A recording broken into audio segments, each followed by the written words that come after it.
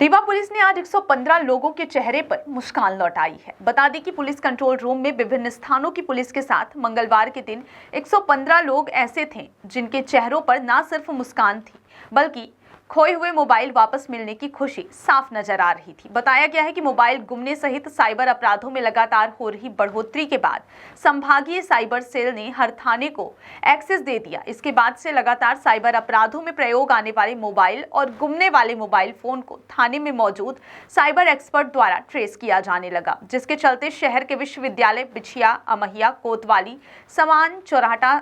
थाना सहित ग्रामीण क्षेत्र के थाने में मौजूद साइबर एक्सपर्ट गुमे हुए मोबाइल को ट्रेस करने लगे, जिसके बाद विभिन्न स्थानों के साइबर एक्सपर्ट ने 115 मोबाइल को ट्रेस करते हुए न सिर्फ उन्हें बरामद किया बल्कि उनके मालिकों को वापस लौटाया। पुलिस कंट्रोल रूम में आयोजित किए गए इस कार्यक्रम के दौरान पुलिस अधीक्षक विवेक सिंह ने कहा कि विगत 3-4 माह पूर्व रीवा पुलिस को उपलब्ध कराए गए पोर्टल में आवेदकों के द्वारा दी गई जानकारी को दर्ज करने के बाद जैसे ही पुलिस को गुमे हुए मोबाइलों के संकेत आना शुरू हुए तो पुलिस ने तत्काल गुमे हुए फोनों को ट्रेस करना शुरू कर दिया, जिसका परिणाम यह रहा कि गुमे हुए फोन आज उनके मालिकों तक पहुंच सके हैं। रीवा पुलिस अब इस पोर्टल के माध्यम से निरंतर गुमे हुए फोनों को ढूंढने का प्रयास करती रहेगी।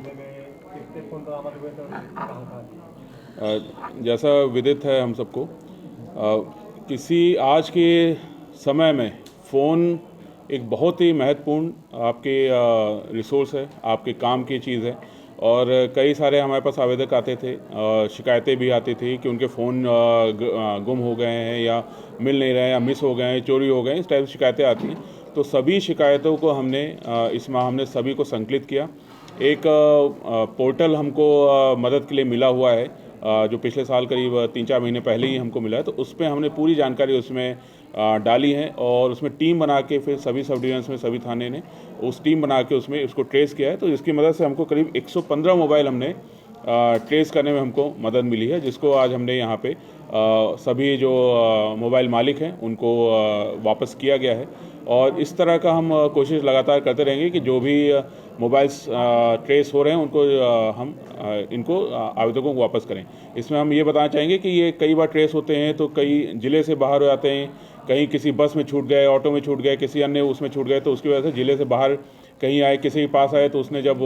चलाना शुरू किया, हमारे पास जानकारी आई तो फिर उसके बाद हम या तो वहाँ तक हम भेजते हैं या वहाँ की साइबर सेल की मदद से हम उसको ट्रेस करा के और करवा रहे हैं पूरी डिटेल। तो इसमें काफ़ी मेहनत सभी थाना प्रभारी ने की है। खासकर जैसे हमने देखा कि कोतवाली ने 21 मोबाइल, अमैया ने 25 मोबाइल और चौराहा ने 14 और गुड़ ने 11 और सामान ने 13, इस प्रकार से इतने मोबाइल इन्होंने उसमें बरामद करे हैं। और ये हमारी प्रयास रहेगा कि हम